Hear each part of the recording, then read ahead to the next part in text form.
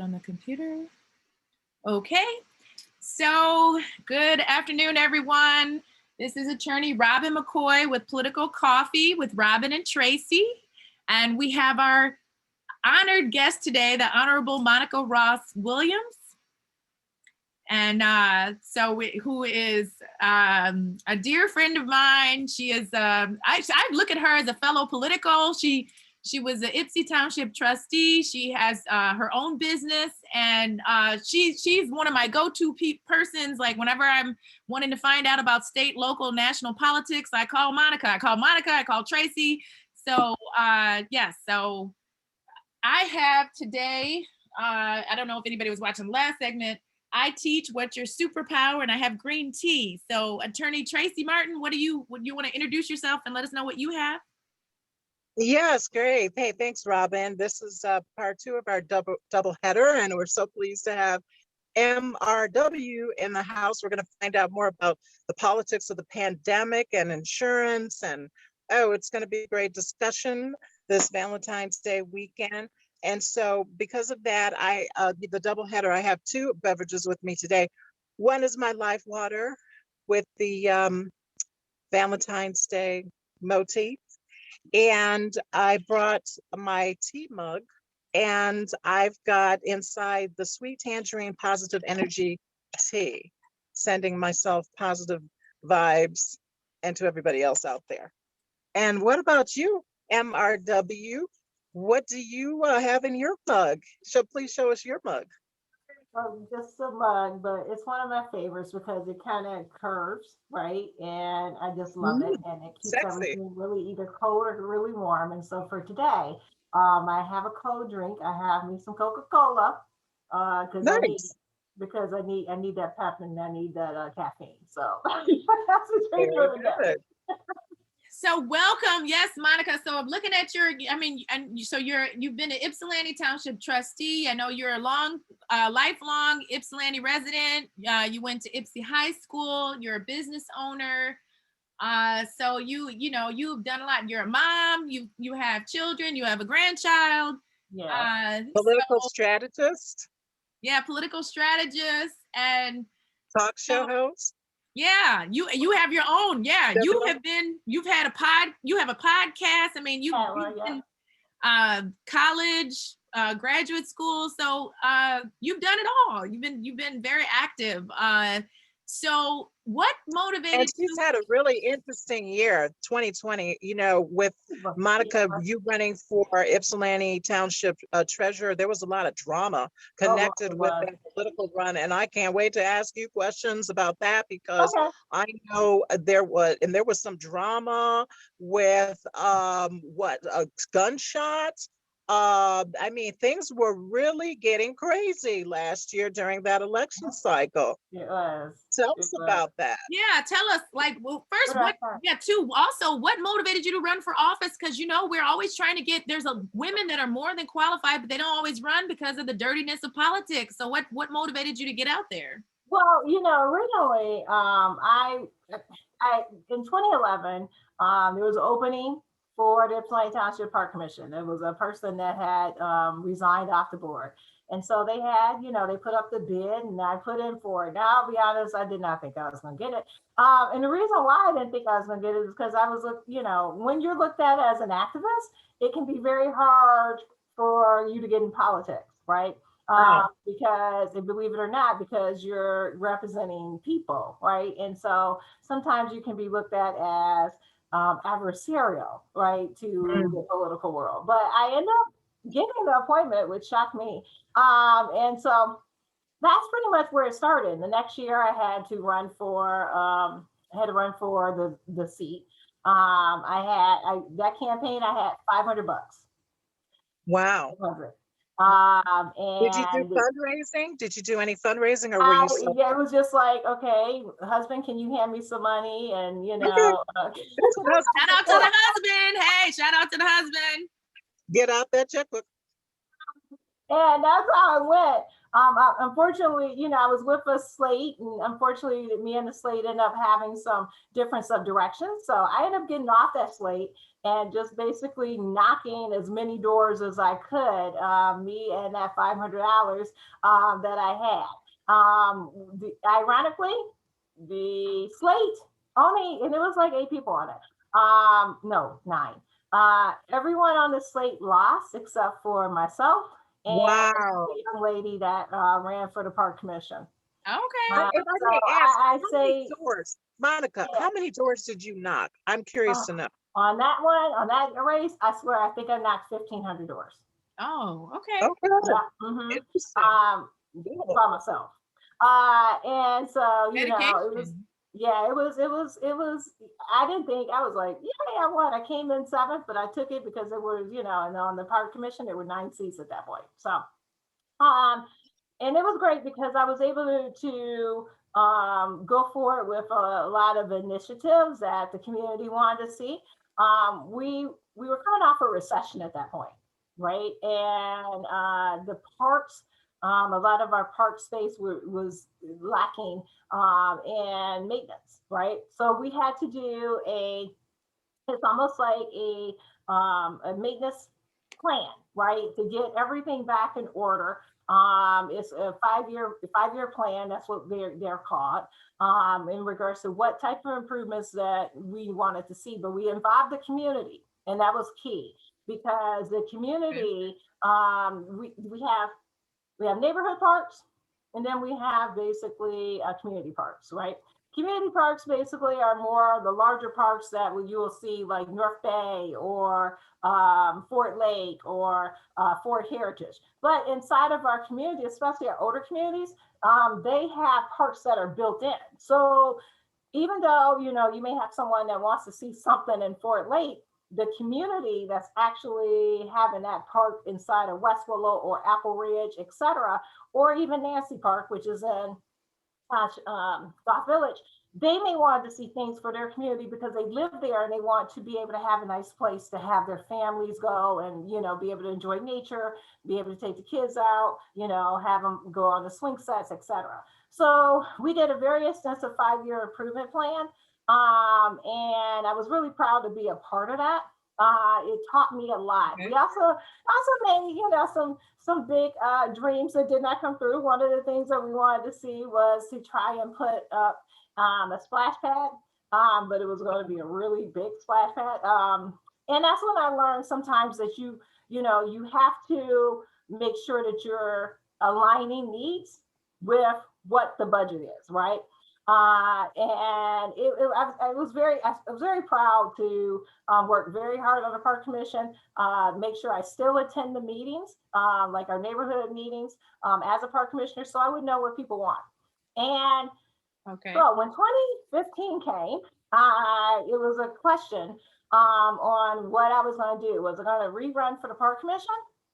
Or was I going to try and look at running for a trustee? And I thought about it, of course. There was going to be an opening on the trustee board. And I was like, okay, well, I'm going to go for it. So in that race, I raised $7,000, which is still, I'll be honest, it was grassroots. And I really appreciate, and I'll say it in this show, and I'll say it in any show, a lot of my friends and associates and activists in Wayne County, because they helped me a lot with the financials on that race. And how did you get the money? Were you sending out emails, or were you holding in-person fundraisers, or how did you get the money? All that. So basically emails, newsletters, in-person fundraisers. Ray Williams, who I will always uphold. That race would not have happened without him. He is a community organizer here on the ground in Washtenaw County, and he was asking pretty much anybody and everybody he knows to donate to my race, and I really appreciate it. So yes, it was. Shout out to Wayne County, the Wayne County folk, and you said was it Ray Williams too? Shout out to Ray. Almost definitely, because it wouldn't have happened without him. And Monica, just to give the audience, because we have people watching from all across the country and the world, give them some frame of reference about where Washtenaw County is in Michigan. Yeah, so Washtenaw County is basically in between Wayne County. Okay, most people know Wayne County because it's, you know, where Detroit is, right? Right. And also in between Jackson, right? So on the other side of Washtenaw County, you have Jackson County, and then basically you have Wayne County. Washtenaw is also where University of Michigan is located. Most people know of Ann Arbor because of the University of Michigan. Washtenaw County has, give or take, about 5. Shout out to U of M. I went to U of M Law School, but go ahead. Okay, shout out to U of M. I went to Cleary. Girl, shout out to Cleary. But yeah, and give or take, Washtenaw County is about 35 minutes from the Ohio border. So that's pretty much a geographical range. Cool. You hear a lot about the big three, right? Wayne, Oakland, Macomb. Washtenaw County is pretty much the fourth one behind them. So in the But South, you know, Washtenaw County's got a lot going on now with that new prosecutor, Illy Savitt, and Victoria Burton Harris, who we've had on Political Coffee, and they're just in the media all the time rolling out these, you know, criminal justice reforms.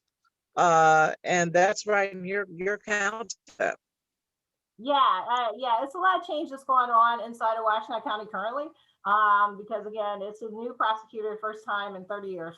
That is major. I am okay because I'm born in Ann Arbor, raised in Ypsilanti. That is major.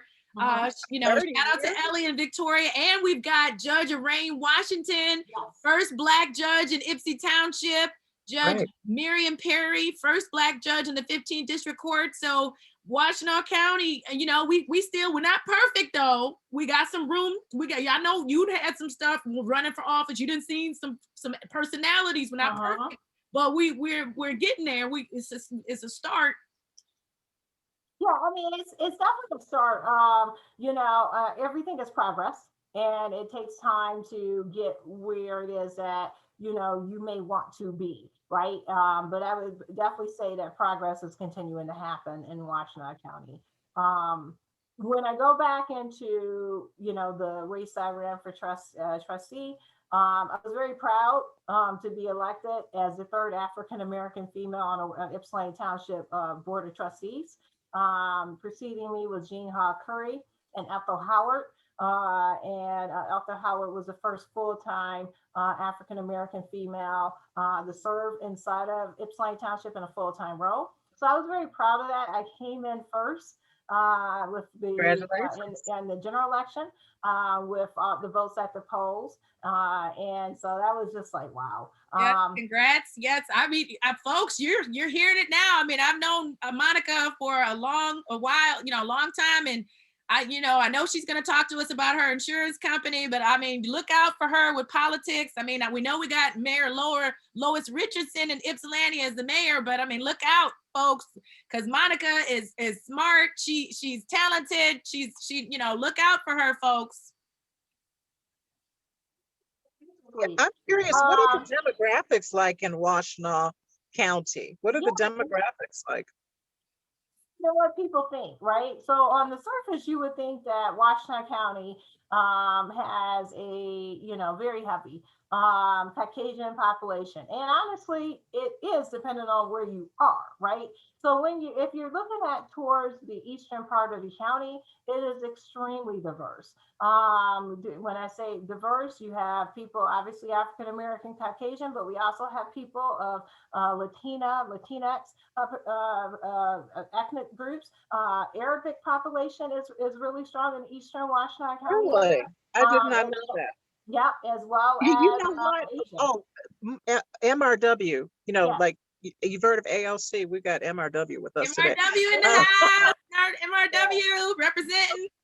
But you know what? I figured out that there was a significant population of MENA, Middle Eastern, North African people. As I was looking for a restaurant, a Algerian restaurant, and lo and behold, in Ypsilanti Township. I was really surprised. I did not know that there is such a big population there.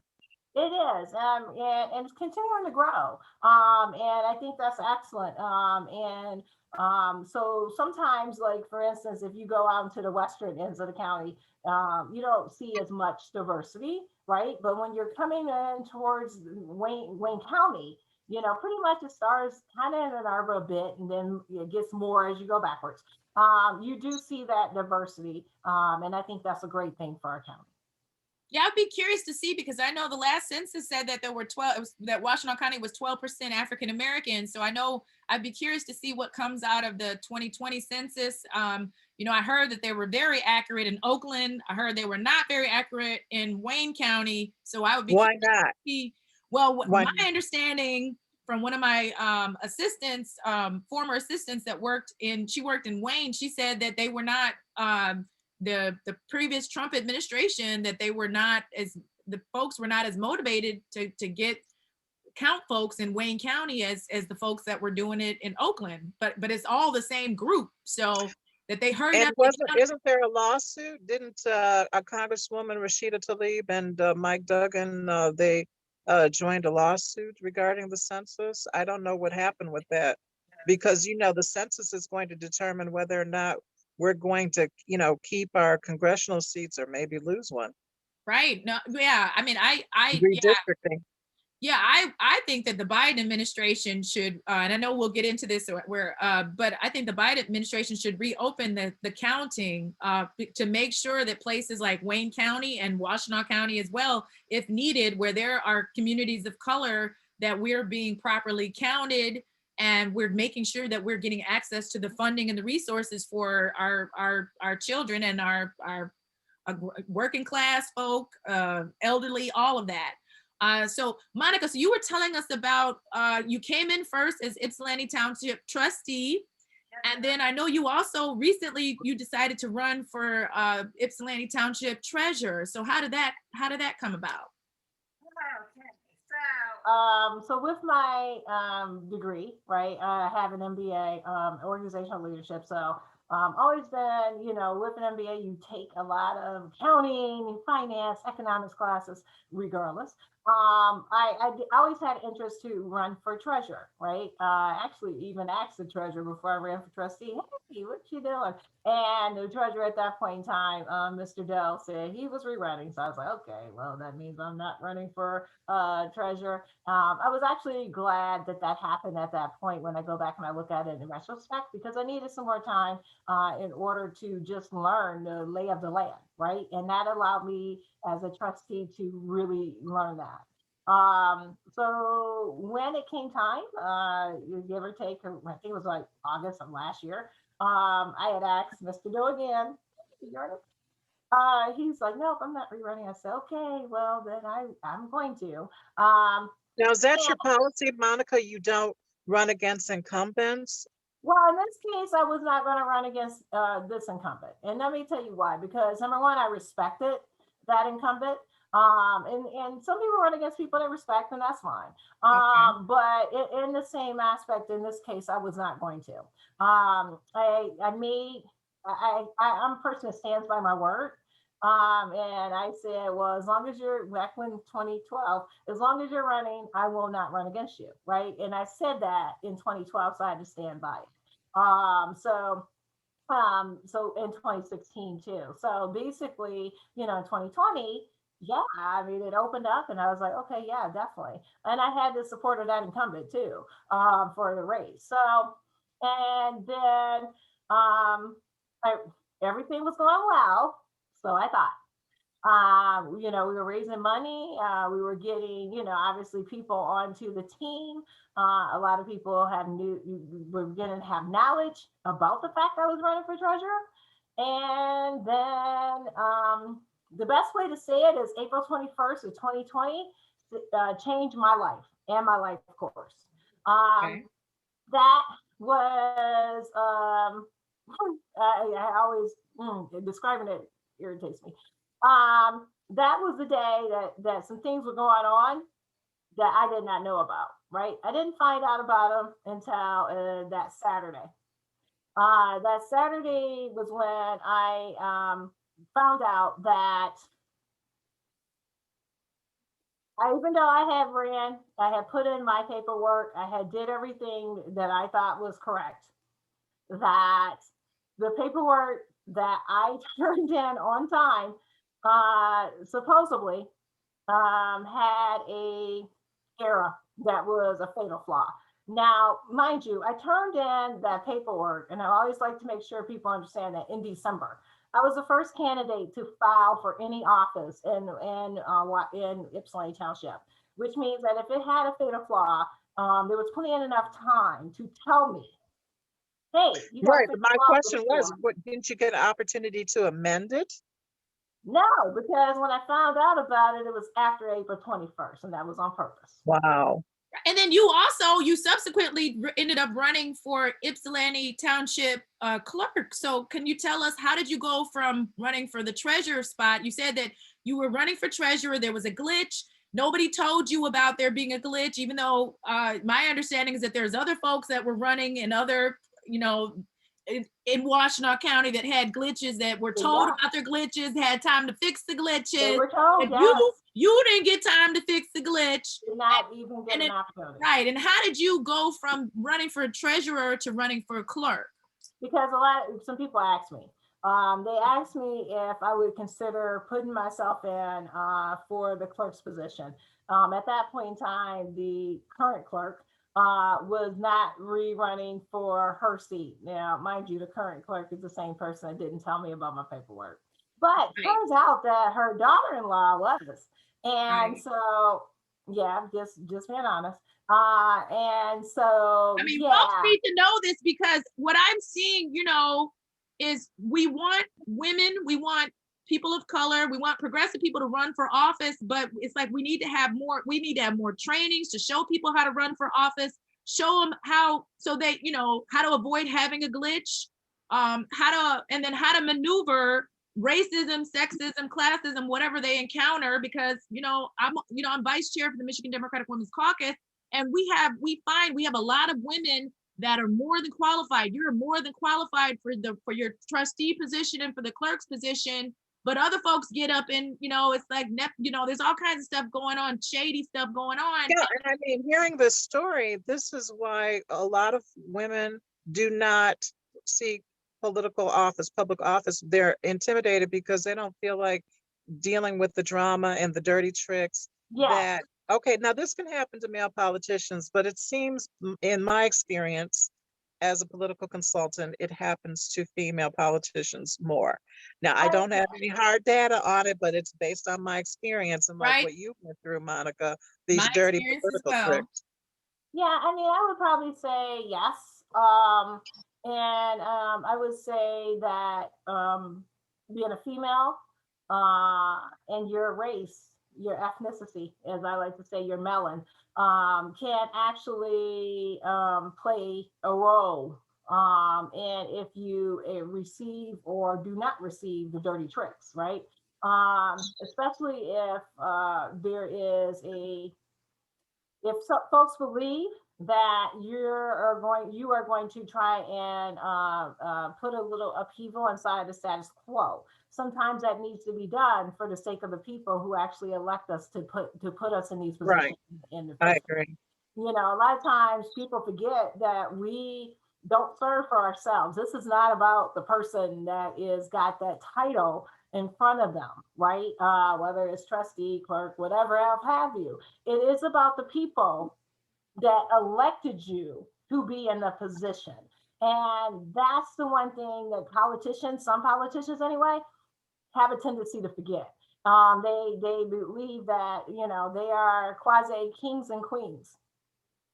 That's not how No, it's you're supposed not. to work. And if you're not doing the people's job, in my opinion, you shouldn't be there. Right. I mean, we were just talking to Attorney Luther Glenn with the Wayne County Criminal Defense Bar, and there are some judges, I would say most judges are good, but some people get in that black robe, and there's actually a syndrome. It's called black robe syndrome.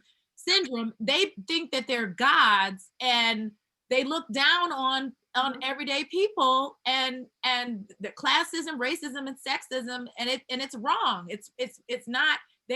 We lawyers have an oath, judges have an oath, and it's not right for the little guy, for the members of the public. So And politicians take an oath of office They too do. when right, they get sworn in. They do, right. and I think nepotism also plays a role into it. If I can use another ism, I'm sorry, I don't believe strongly in, it is a family thing, right? You need to You're talking have about people. dynastic politics? Yeah, exactly. It's not, everybody with the same last name that should be able to serve in an X position. It should be about that diversity. And the reason why you want diversity is because you want to give people an opportunity who may not have that quasi last name in order to be able to serve the public and serve the people. So why don't you tell Monica, tell the audience, because you were talked about, you decided to run, people asked you to run for clerk. I know there was some shady business going on, and then you ran for clerk. So why don't you tell the audience about what was your experience running for clerk, like how, and how did you go from that experience up to, just tell us about the election. And where did the write-in campaign come in the timeline? I'm so sorry. Okay, not right now. My husband asked me for a key to a car, so sorry about that. Okay. Thank goodness for the green screen, huh? I know, right? So first things first, the write-in campaign. Like I said, I was asked to do it. And the reason why a lot of people wanted me to do it is because they saw what had happened. And they wanted a challenge to the person that was going to be pretty much anointed into that position.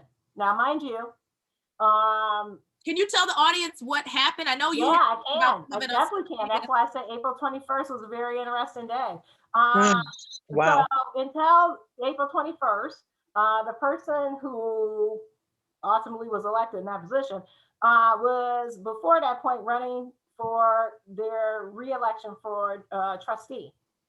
But then, and the current clerk was actually running for her current seat. But then on April 21st, all that changed.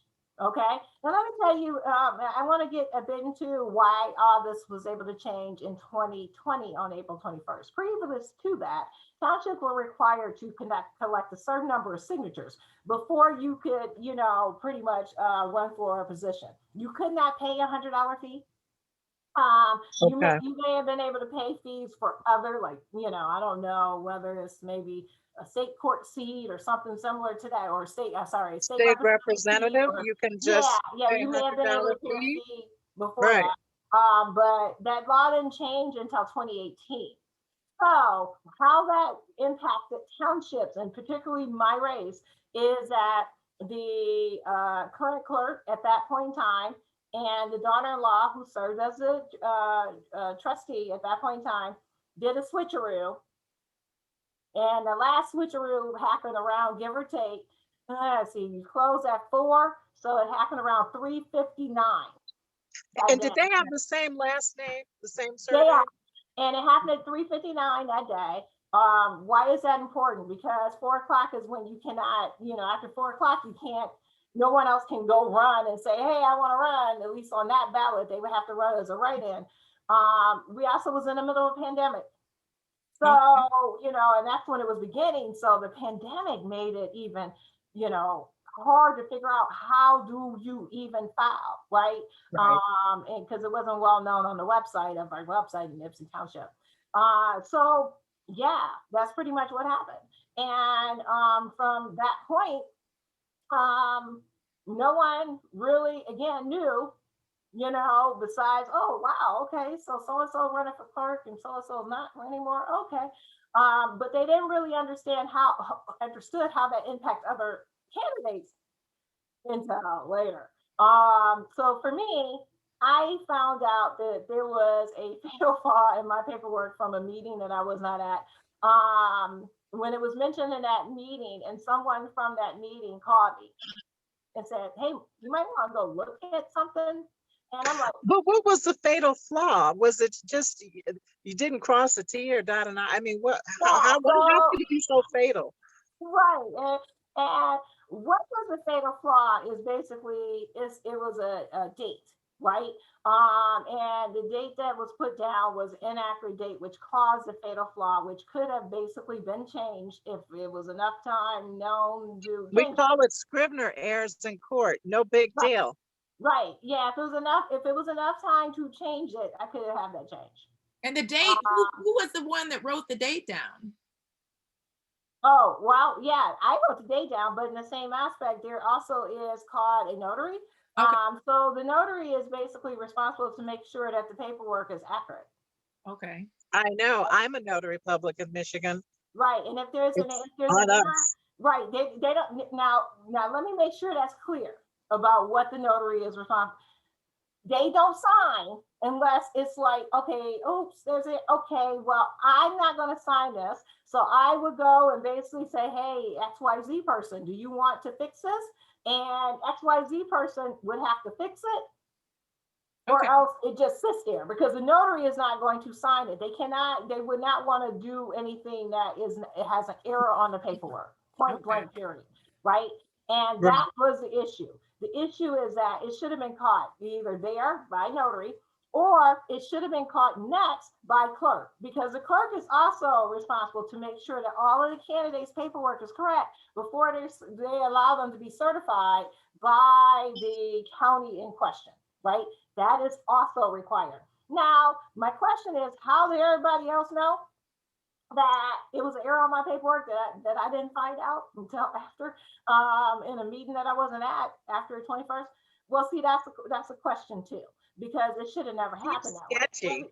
Right, exactly. Because Right. if that's the case, if someone in the meeting knew, right, and if other people knew, why did I find out so late?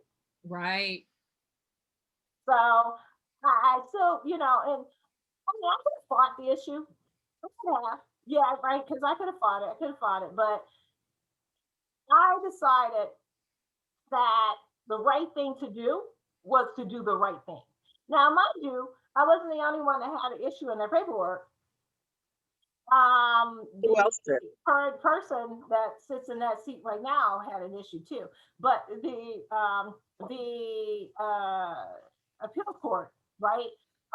Basically, Because yeah, for the audience, you guys did go to court over this. There was some litigation. We went to court. Yeah, the appeals court said, yeah, it's there. Yeah, we see it, but it's okay. Well, Wow. okay, that's a little weird. But it wasn't okay for you. Well, I took time for it. Like I said, I took it, even though it should have been told to me. I took it for the team, if you want to go there, even though it should have been told to me in 4 months and 5 days. But in the same aspect, when it came to this person, it was like, oh no, yeah, it's a problem, but it seems like was a definite double standard. Yeah, double standard, because most of the time, for those of us deal with Washtenaw County, I mean, I know I can speak to the courts. They let you know if there's, we're all learning with the courts, like how to file the paperwork. They usually will let you know. And then there's a pandemic on too. And it was a pandemic too. So here's what I believe. I believe that looking at this in retrospect, number one, I don't believe, even though I know the law's not going to change, I don't believe in paying filing fees, right? The law is not going to change on that, unfortunately. So what I do believe in is that if you're paying a filing fee, you should basically have to turn in your paperwork a couple of days earlier than someone who is basically getting petition signatures, because you still can, right, at this point in time. And I think it's fair for that to happen, right? So if for some reason you decided not to pay your filing fee, I mean, you got a couple of days, you can go out and collect 100 signatures, right? Because that's all that's required, at least in this township. Other townships may be a little bit, more or less, right? Depending on population. But I'm a strong believer that this whole thing about being able to do last minute switcheroos based on filing fees, that to me is not democratic, and it needs to end. I think to your point, I think actually we had talked about something similar, or Tracy brought it up in the last segment, but for this issue, that they should have a video on how to file if you're going to run for office, how to file. This is the paperwork you need. They should have a go for the sake of transparency for the public to know. They should walk people through the process and have a video, especially with this pandemic. People have plenty of time to figure it out. do the video. Right. They should be doing that. And I think as Black women, African American women, one lesson that I would learn from this whole experience is that you have to, cross your T's, dot your I's, and then do that 4 times, right? Don't think that, don't trust the system, in other words, right? Because nobody's got your back except for you. Oh, most definitely. So basically, don't trust the system. Make sure you have everything kitty corner, tidied up and bowed up and everything, and then maybe even go back and double check after you did it. Just say, hey, can I have the paperwork again? I just want to look at it. You know what I'm saying? Because, I mean, at this point in time, that's probably advisable for any African-American woman that's running for office. I don't care where you at, Wayne County, Washington County, you up in, way up in up north somewhere. You need to kind of make sure that you're doing your due diligence times 100, because there are people who want to make sure that you never are able to accomplish what you're trying to do. And tell us about the shots fired incident. Yes. So this, and then wait, before you say that, what you made me think about what happened with Anuja Rajendra too. I was thinking about Anuja she had a consultant, but I'm like, almost like you got to have an election lawyer or somebody look over your paperwork, because she put some paperwork out there and they said she misrepresented herself, and she ended up getting criminally prosecuted. I was there in the court. We had to call out the cavalry. That, I think it was the ACLU came in and she got it dismissed. She had it before. She had a righteous judge, the former judge Elizabeth Hines. But I mean, she was not African American, but she got the Black experience. Black Lives Matter. She's a woman of color still. She's Indian. She's Anuja Rajendra. I had her on my old show, Politics and Power. And this is what I'm talking about, how this has a chilling effect on female politicians, because you see what happened to Anuja Rajendra being criminally prosecuted because of a word. I mean, they're like, I'm not doing that. To hell with that. I don't want to go to jail. Right. And that's what people, I'm from Washington County. I love Washington County. It is progressive in some ways, but in some ways we still got some slave, it's Black History Month, although I'm Black every day. We still have some folks, we still have some racism that's out there, racism, sexism, and classism that has to be dealt with. So Monica, I'm going to turn back to you because I know I interrupted you. You were talking about your situation. Yeah. I mean, that's basically the advice I would give people. Just double check your paperwork. I had to get an attorney. And the reason why I had to get an attorney is because even though basically I accepted my fate, even though it was not my fault, the clerk was trying to still play games. So basically the clerk at that time. So I had to get an attorney, Butch Hallowell and Angela, basically that fought a valiant fight for me here in Washington County. I also want to make sure I give a shout out to every individual that donated money for me to fight that campaign, because I would not have been able to do it otherwise, to get off of a ballot on a mistake that should have been told to me that was not.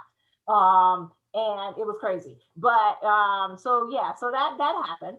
And I was again with Butch and Angela, I was very, successful in Judge Clinton's court with having that done. And also basically knocking off initially other candidates that were not, and that was another lawsuit, but the other candidates was also knocked off. That paperwork was not incorrect. And what about the shots fired incident? The shots fired. Well, before that, I wanted to go back to Tracy. Robin, you keep stop. Tracy, you had an earlier question. You had another question before that about how she went, because there's shots fired, but before that, there was the issue of how she went from the lawsuit to running independent. And then, I'm about to say that. I can see. Yes, and then I'll get definitely in the shots fired. So I had to do a write-in campaign for clerk because I was asked. And write-ins are very difficult. Write-ins are very, if you're not Mike Duggan. Not for Mike Duggan, it wasn't. Anyway, keep talking. Write-in campaigns are very difficult because you have to educate the voter, and first you have to give the voter initiative or even want to write in your name, and then you have to educate the voter where it is that they need to do it on a ballot that has a lot of names on it, right? So, so we were going through the education process. We were doing our due diligence and getting everything out there about the write-in and doing it well. I guess to the point that somebody felt threatened. It's threatened enough that they put a bullet in my husband's vehicle. What? In his BMW. So you're writing. I don't know who the somebodies. I'll put it in plural or singular. Somebodies or somebody was. But because we still are waiting. We'll probably wait forever. You called the police. There was an investigation. Yeah. For the Washington County Sheriff to actually solve what was, what seems like should be easy to be able to solve with cameras inside of our neighborhood. Do you have a Ring doorbell, video doorbell, or anything? Was there any? But I do now. Okay, right. Yeah, no, there's been scams going on, people going to people's mailboxes, but yeah, with you having your situation for sure, I definitely, that's because you become a write-in candidate for the audience for the township clerk's position, and then somebody shoots up your husband's car at your residence, and you're just running for office. You're just trying to serve the people, and you get your car shot. That's like a KKK tactic, to intimidate you. Thank you, Tracy, for mentioning that. Yeah, it's very KKK, very racist, very it's intimidating. It's like if you turn the clock back, it's almost like to the tactics that they use against those that were in the civil rights movement, basically trying to uphold and lobby for their civil rights, right? It's like the tactics of the water hoses being used. It's like the tactics of putting, pennies in a jar and then actually saying, okay, how many pennies is here before you can go vote? Right. The new Jim Crow politics. Yeah. Jim Crow politics. Right. This is the new civil rights era. And this is, even though we're in the North, this is like my mom, she's from Chicago. She said when she moved here, she felt like Michigan was this Mississippi of the North. Yep. I've heard that. And when Monica was, again, I for the audience, I know Monica, so I've been privy to a lot of this stuff.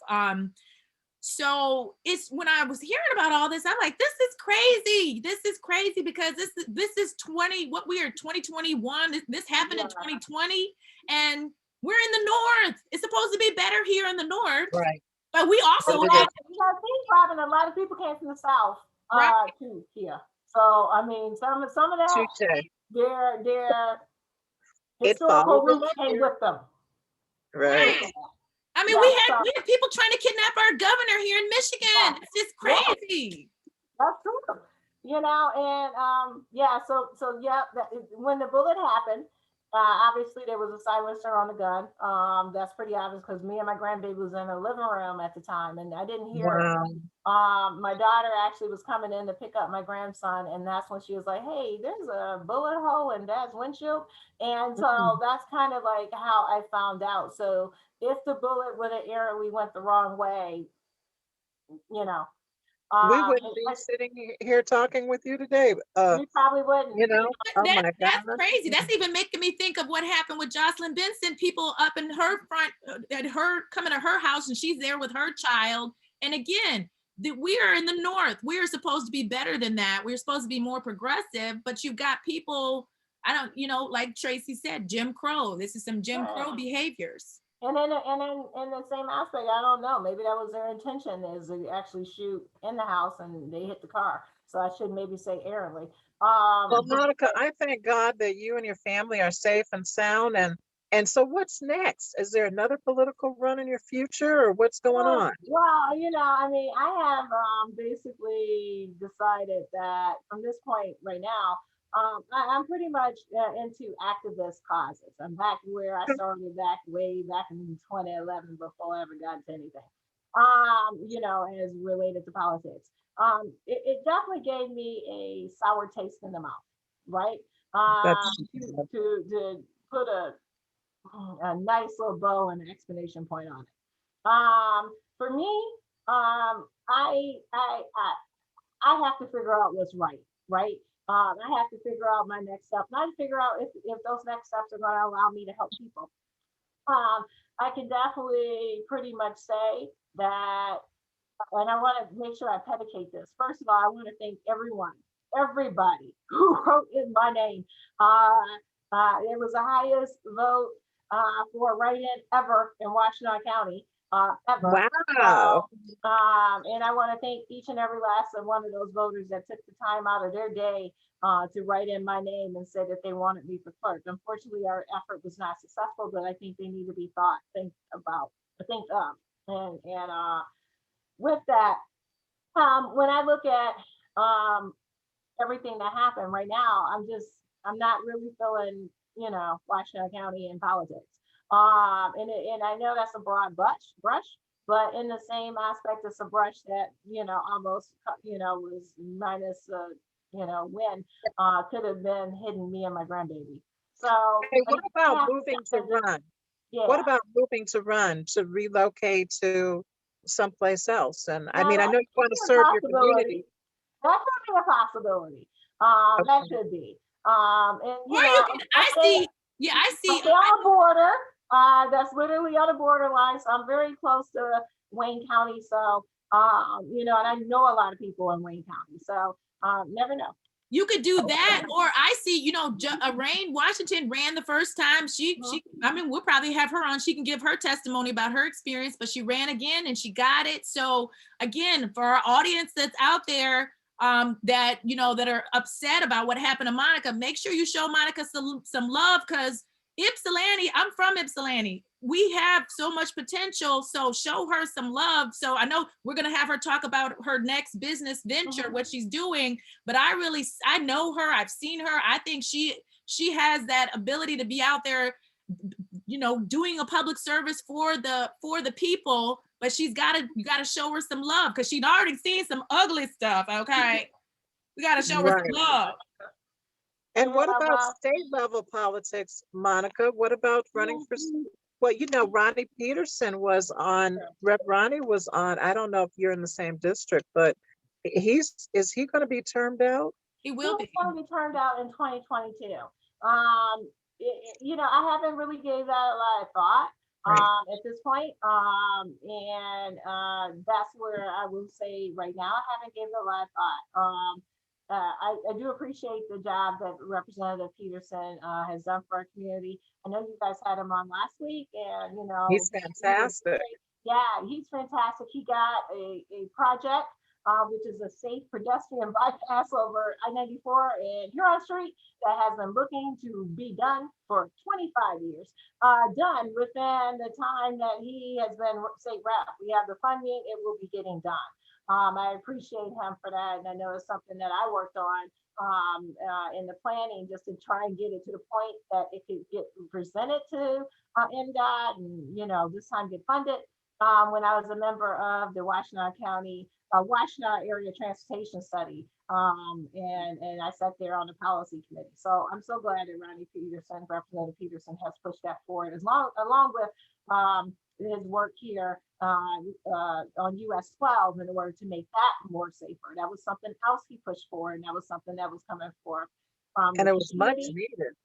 Yeah, shout out to Rep. Ronnie. And also other communities, and I also worked to push forward with the Washtenaw Area Transportation Study for the policy point. So so with that, I don't know.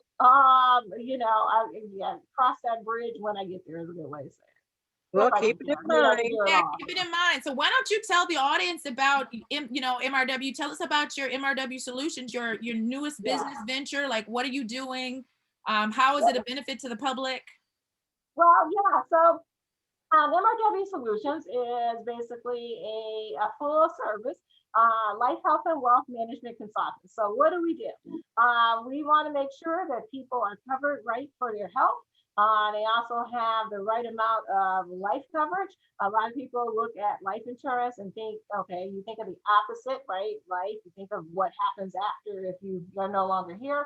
But you also have to look at basically building wealth for your family, and that can come within the form of life insurance, right? You also have cash benefits that can be available to you, and also benefits that can be accelerated to you depending on life situations while you're living. So a lot of people get that like living benefits are also with life insurance. As it relates to health, we have so many people who don't have health coverage. Still to this day, even though we do have the Affordable Care Act, the last open enrollment period was December 15th, and honestly, the former president's administration didn't do a good job with marketing that.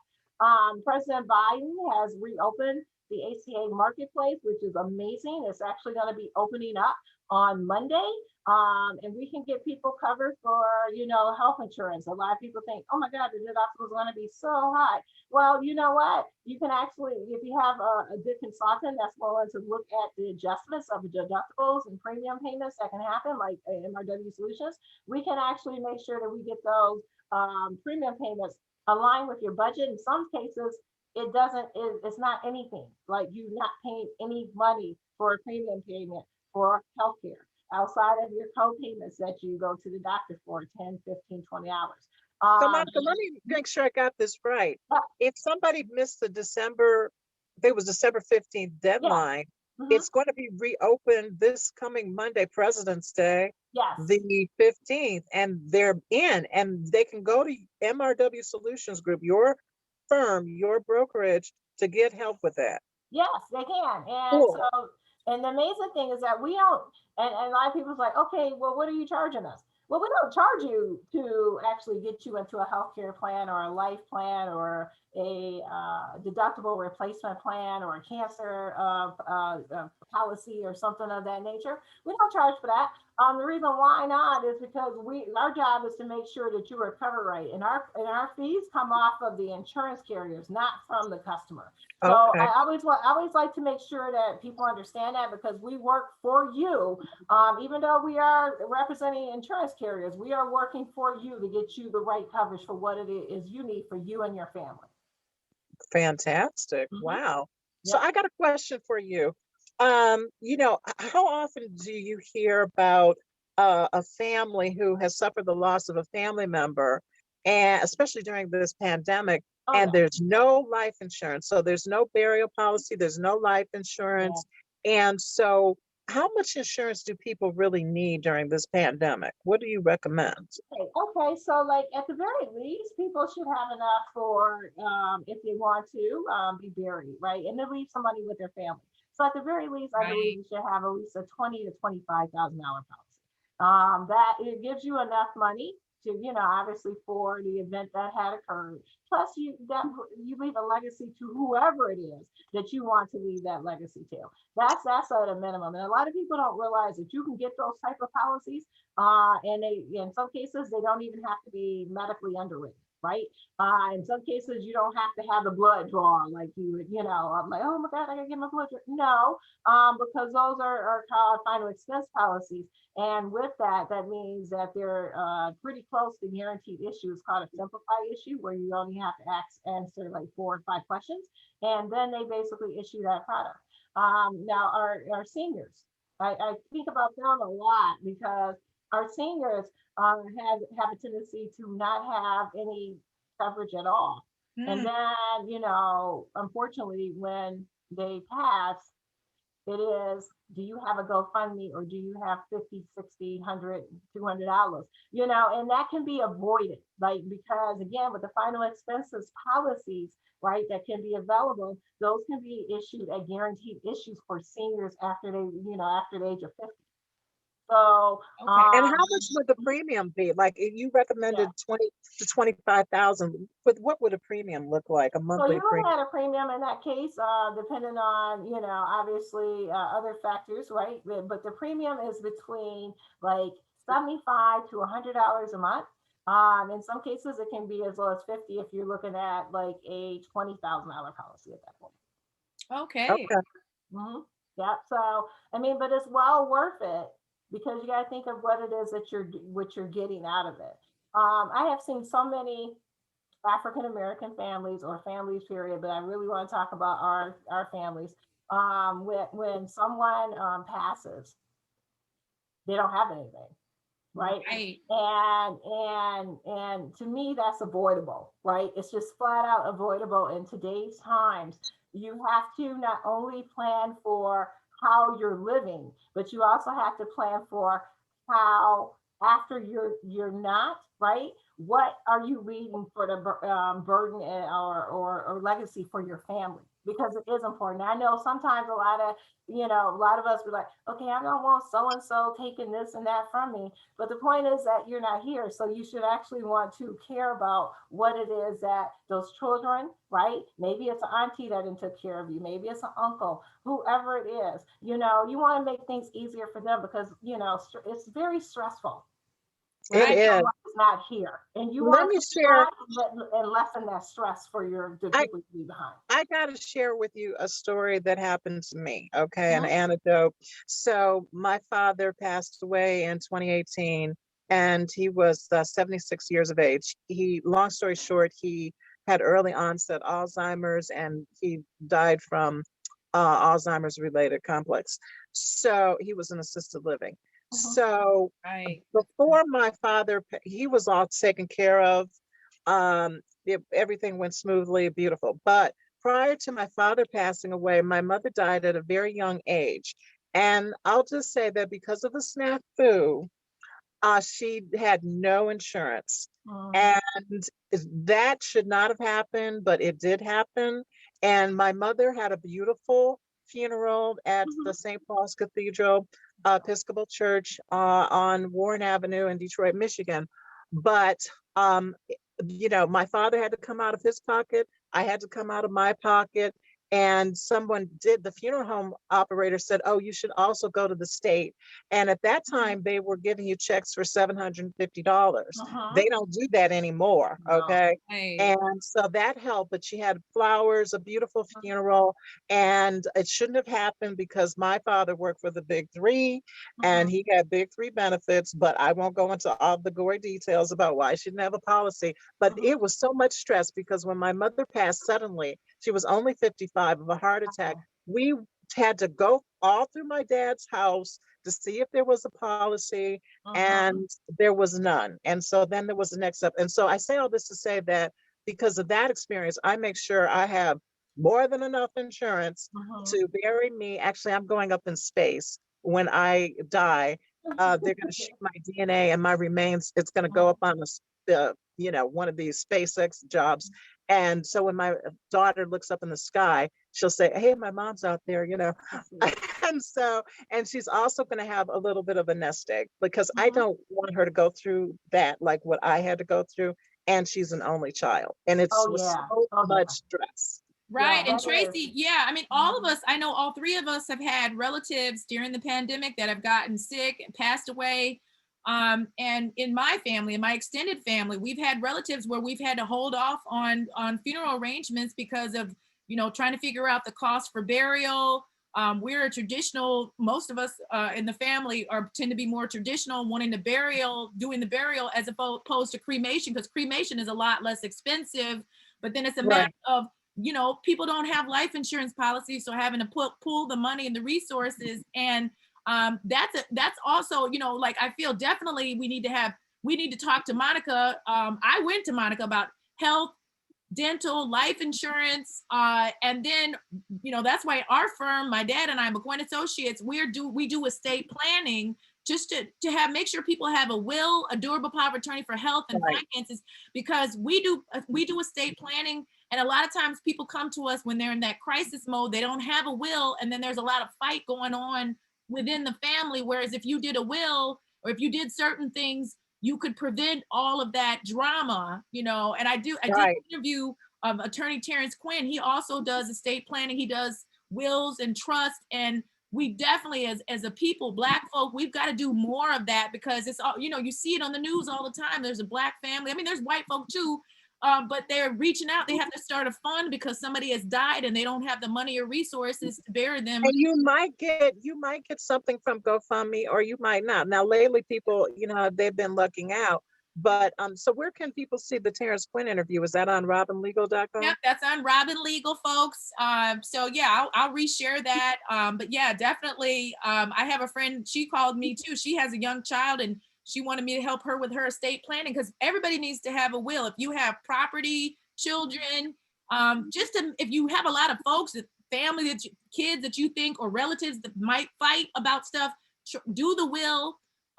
It's just better. I have one. I have a will and I have advanced directives. It's very detailed about how long I'm going to be allowed to be on a coma, life support before they pull it's registered at Beaumont Hospital. I don't know. I might be taking it out of that system with everything going on. But anyway, they do need to have it. And so, Monica, back to you. How can people, contact you? Because I know you've got a show on YouTube and a podcast. How do they reach you? First things first is the best thing to do is to go on our website. And that way you can reach out to us if you were looking at life insurance, health insurance, and you want deductible replacement. We do pet insurance too, so you want to insure your pet. Okay, pet insurance. Yeah, we can insure, the little doggy and little cat. And deductible replacement. A lot of people don't realize that you can get insurance that will pay you back for when you have those high deductibles, right? You got to go and, oh my God, I'm going to the hospital. It's going to cost me, $1,600 just to go. You can get insurance that pays you back for that. So they can reach us at mrwsolutions.com. Okay.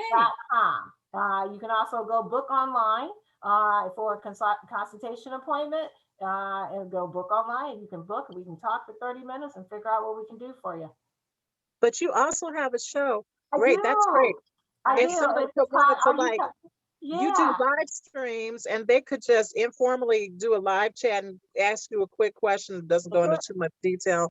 Yeah, they can. It's Are You Covered Enough? That is the mantra for MRW Solutions.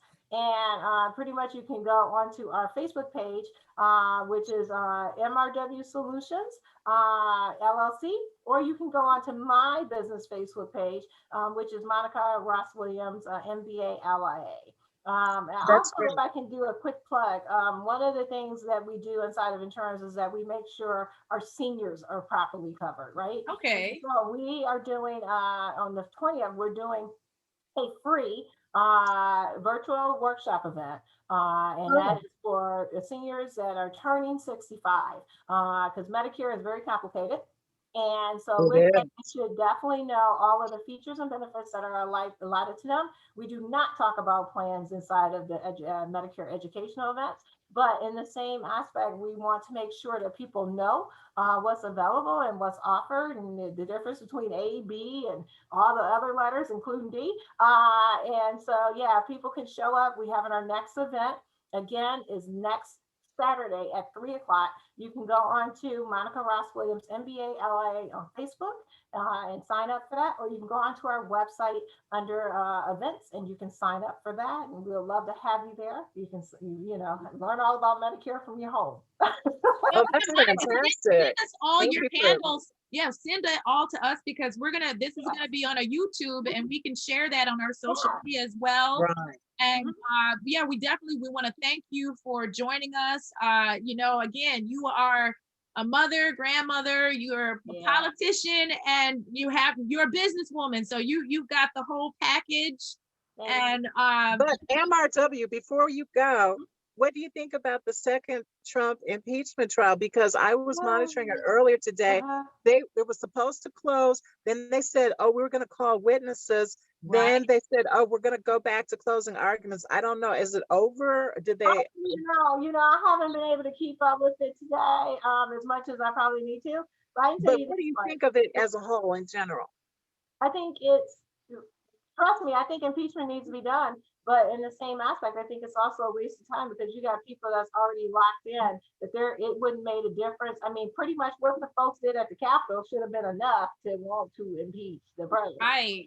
But you still have folks making excuses, and they're making excuses because, no offense, And I'm saying, you know, some white people protect other white people. It doesn't matter what they do, right? And pretty much that's what we're coming down to with this impeachment is that you have some senators that are white that are going to protect Donald Trump, who is white, no matter what he does. If he like he said, he could shoot somebody in the middle of Fifth Avenue, and folks will still follow. This is the example. Because what happened at our Capitol was abomination, honestly, in my opinion. Interesting. Mhm. Well, I just think that it was a double standard on display on January 6th. I was in court that day. When I got out of court, it all hit. I was in Monroe County District, Circuit Court, and just could not believe my eyes. And I do think there was a double standard because had those been protesters of color, Black, brown people, I don't think that it would have been handled in the same light. But as to Trump's impeachment trial, I do believe in free speech and the First Amendment. I don't believe that there was a halcyon call for people to do that type of damage on the Capitol. And bottom line is, I agree with you, MRW, that whatever you think about what happened on January 6th and the facts and evidence, there's just not going to be the votes. And I think it's more important to go about the business of the people. We talked about the pandemic earlier. People are hurting. There's an eviction crisis. People need money. And, I do applaud President Biden for, they're doing this half-day thing, with the Senate. But the focus needs to be on making the people whole, because we are headed for an economic crisis. You've got an MBA. I'd love to hear your thoughts. If you could come back and we can talk more about, is there a recession coming? The nexus between the pandemic politics and future recession, our economic. I too would love to have you come back. Again, this is Political Coffee. You're a fellow Politico. My take about what happened January 6th, and I know Tracy and I are going to be doing a special segment tomorrow talking about the impeachment trial. I'm in criminal court. I do criminal family, and education, but I see every day Black and brown working class white folks that are penalized for their actions. And so it's like, and I teach a class too, and we talk about the law and we tell the children, this is the law. If you follow the rules, this is what's going to happen. If you don't follow the rules, there are going to be consequences. So I think there should be a trial. But if you don't there should be some politicking going on to get the votes. If why are you going to have a trial? Folks need to work it out. You're not going to get 17 though, Robin. It's just not happening. Yeah. So, but there needs to be accountability. I do believe in free speech. But if the parties that said the so-called free speech were Black and a riot occurred, they would have been under the jail. So I just believe, again, the world is watching us. There's a double standard, but I know, Tracy, you and I'll get in. We're going to have a dialogue tomorrow. We're going to mix it up. It's called Trial Heat, okay? And we're going to be on tomorrow at 2:00, right, Robin? Tomorrow at 2. So, okay. So Monica, thank you for your time. I know you are a busy lady, so thank you for being here. Can I advocate one thing possibly? Sure. If white people are going to, acquit Trump, I should say white people and Tim Scott, because he's not white. He's Black. Wait, say that again? I should say white people and Tim Scott, because he's not white, he's Black. So white people and Tim Scott. Senator Tim Scott, Florida. They're going to acquit Trump on the thing. Now, there is an option for censure. Maybe that's what they need to go on and put inside of the censure option. Basically, you cannot run for office again. That would only require 51 votes. So maybe that's what they need to do. Interesting take. They will not have to do the 67. So. Well, 2024 is going to be an interesting year because if Trump doesn't get convicted, which I do not believe he will be. What's going to happen in 2024? Is he going to try to run again? Pence, I think, is completely out of the equation, but there's been all this talk about Nikki Haley running, maybe Senator Josh Hawley, who's been rising on the free speech issue. It's going to be fascinating, whatever happens. Yeah, Mitt Romney, it's up in the air. It's going to be interesting. So again, thank you folks for being with us 2 hours today. We're going to have an hour tomorrow, Political Coffee. The Honorable Monica Ross Williams. Got our mugs. Thank you. And everybody be blessed and stay safe. Thanks, Monica. You got to come back with your political commentary. Whenever you all want to have me, I'll be happy to come back. Thank you. Fantastic. Yeah. Okay. Happy Valentine's Day, everybody. Yeah, same to you Yeah. Happy all. Valentine's Day. All right, Try bye-bye. on here tomorrow at 2. Like and And I'll subscribe. send you those links, Robin, shortly. Okay. All right, bye-bye. Bye. Bye.